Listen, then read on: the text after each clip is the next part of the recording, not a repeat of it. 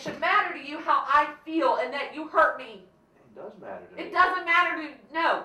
Don't sit there and say that to me. Okay, well, when don't you sit there and tell me how to feel then. You think it doesn't Why? hurt You're me? sitting there telling me those people aren't hurting me. They're not. What made you say that, Casey? Are you inside of me? No. Let's give another chance. I'm not giving anybody another chance, Casey. Well then, drop it. We're talking to couples on the verge of divorce. I don't think these guys know how close they are to divorce.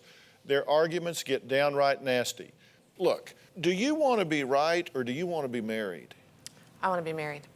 Because you are an intelligent woman. You cannot believe that any man with any dignity, any self-respect, any backbone is going to allow someone to yell and scream and fight and be in his face and dig their fingers into his arms, chase him into other rooms, fight with him all the time. You can't believe that any man with any degree of self-respect would do that. And if he would you want to be married to him?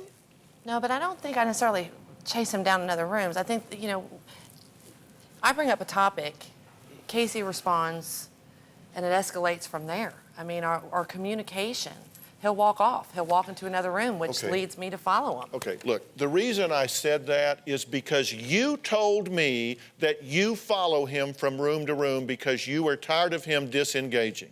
And when I tell you that now, you say, well, actually, I don't do that. I just go when he leaves. Now, look, you can't possibly believe that this is about whether he left the room first or whether you followed him. Do you want to be right or do you want to be married? I'd like to be married. Then you have to recognize when I was in y'all's ear, whenever you wanted to stay on issue because I was telling you to, you just refused to do that. You wanted to change the subject and go to all these different things.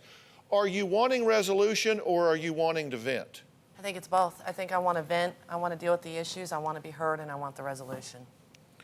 Okay, how's it working for you so far? How's it working for you so far?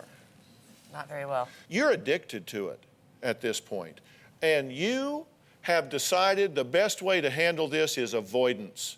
You would rather ask forgiveness than permission. You would rather lie in hopes you don't get caught, and when you do, you dash her confidence. You give her 10 more arrows in her quill about you being unreliable, untrustworthy, and an evasive hider of the truth.